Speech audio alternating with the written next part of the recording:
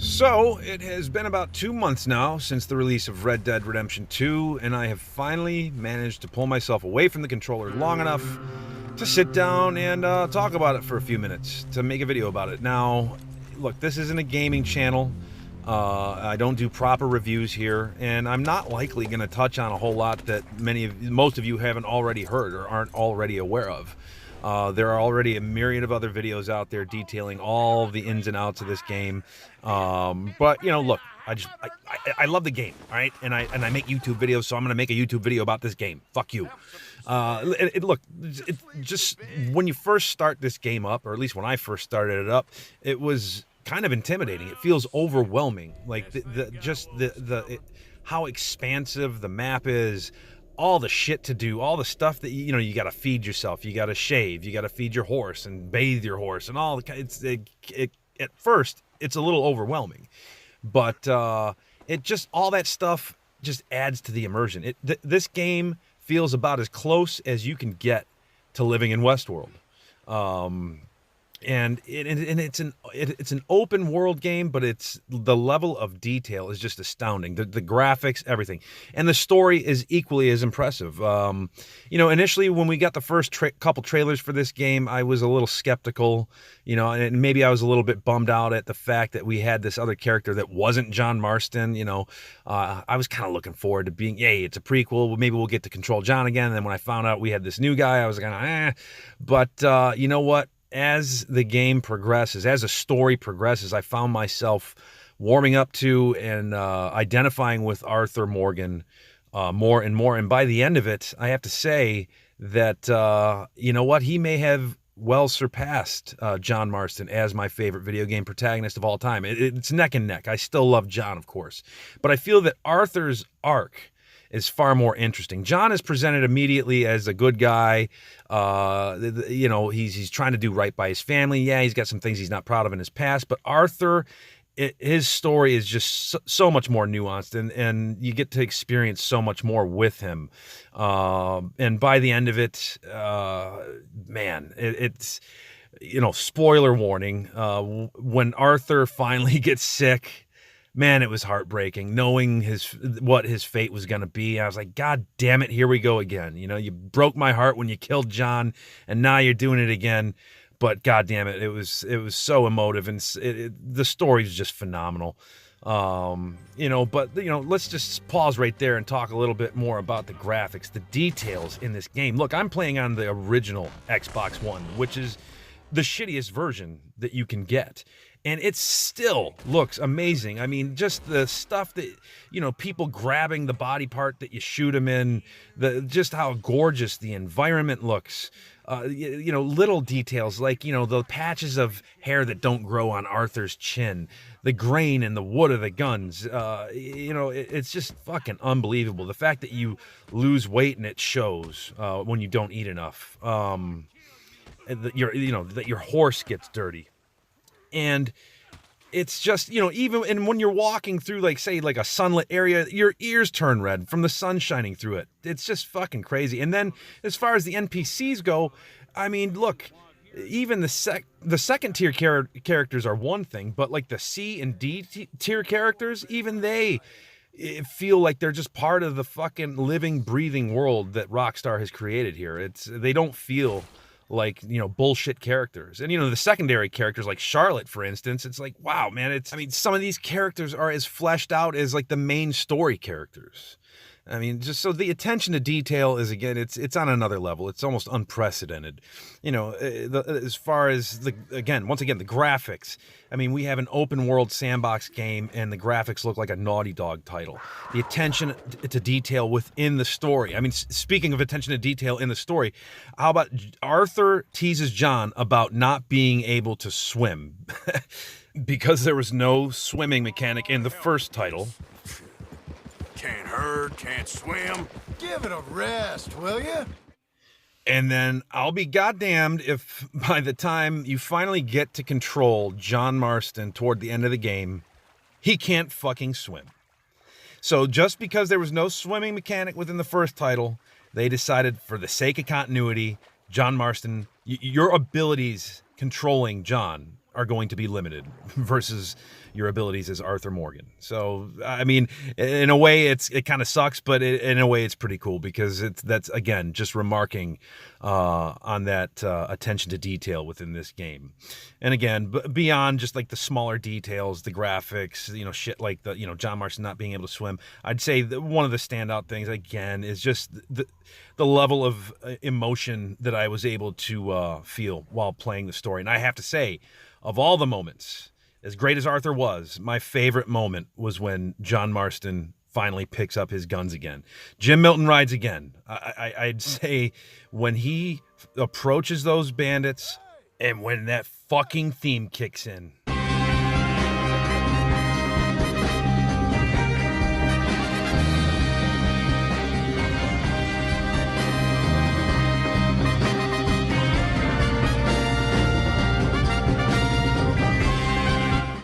I mean, when that theme hits, I wanted to jump out of my seat, scream. I almost cried. I almost shit my pants and came in my pants all at the same time. It was one of the greatest experiences I can remember ever playing a video game, because especially after you spend so much time on the fucking farm doing a bunch of nothing, I was like, I got John back and this is it. But fuck, dude, what a moment, man. But anyway, speaking of the theme, speaking of that original Red Dead Redemption soundtrack, let me segue into talking about one of the areas where I think the predecessor is superior to the sequel.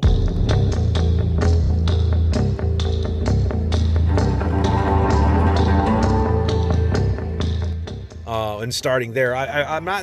It's tough. It's tough to say because the soundtrack for Red Dead 2 is fucking awesome. Like some of the ambient music that plays in the background. It's very fitting and it's a fantastic soundtrack. But it doesn't feel to me quite as iconic and memorable as the first one. Now that's just my opinion. There's no some of the best music, to be honest, is in the loading screen.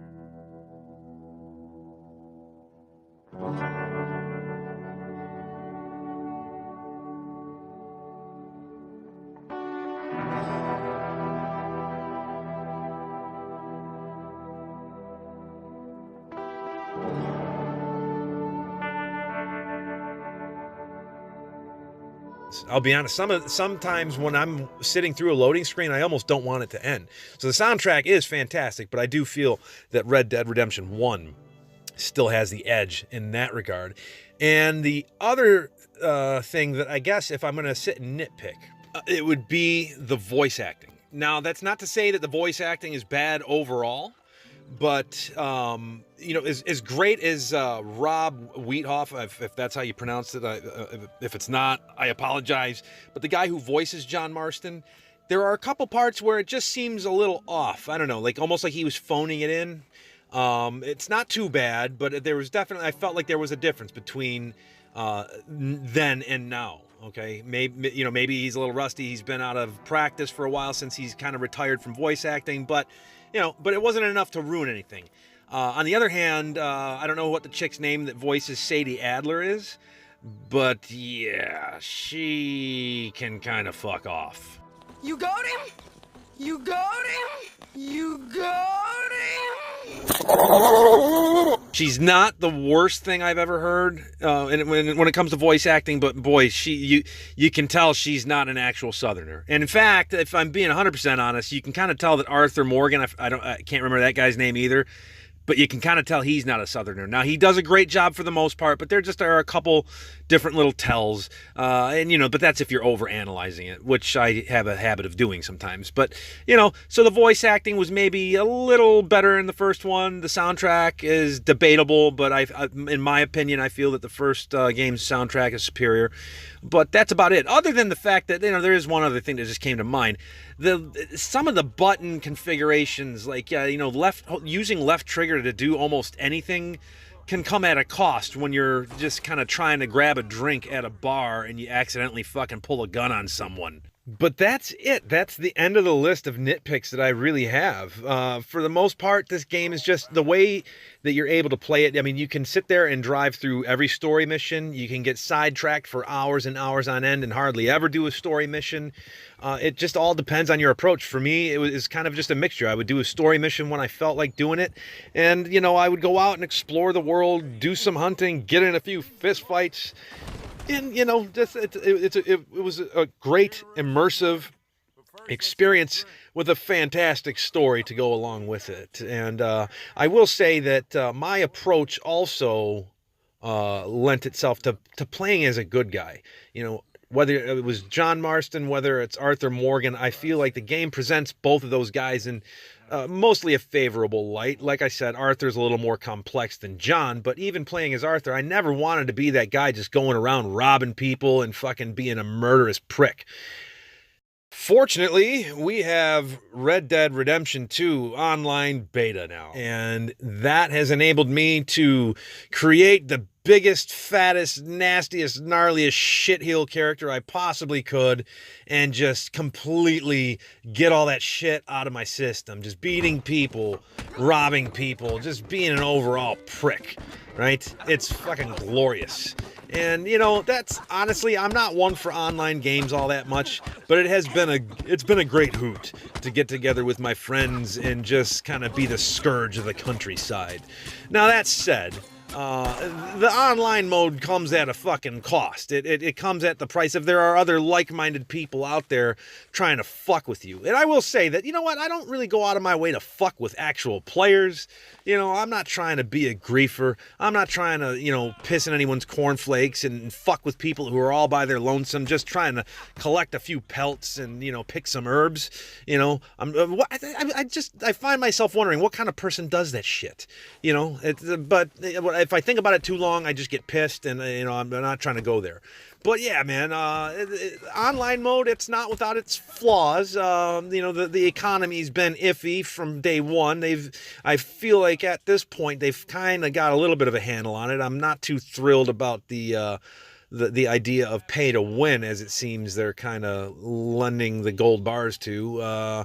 Definitely the game, the online mode itself definitely had its bugs early on, and still kind of does, but it's still great fun. I mean, just like I said, going around, you know, and when you're having a bad day, what sounds better than going into a town filled with people infected with cholera who can't fight back and just cleaning house. Of course, in addition to that, you have your showdown series and other competitive modes that, you know, you can go in and play against other players. I don't need to talk about that. Most of you who've played the game are well acquainted with this shit. You know how it works.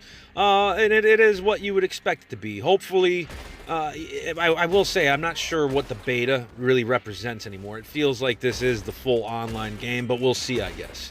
Yeah, I don't know. It's just, and I'm curious to see how the final, you know, what the final product will look like, and maybe I'll offer more thoughts on it later, and maybe I'll upload more clips of me playing this stupid fucking game just for shits and giggles. But anyway, I've gone on long enough. You guys have probably, if you made it to this point in the video, God bless you. But I don't think you're going to hang with me too much longer because I don't really have a lot more to say, nothing of substance. So with that, I'll say thanks for watching, and look forward to seeing you in the next one. Cocksucking bastard!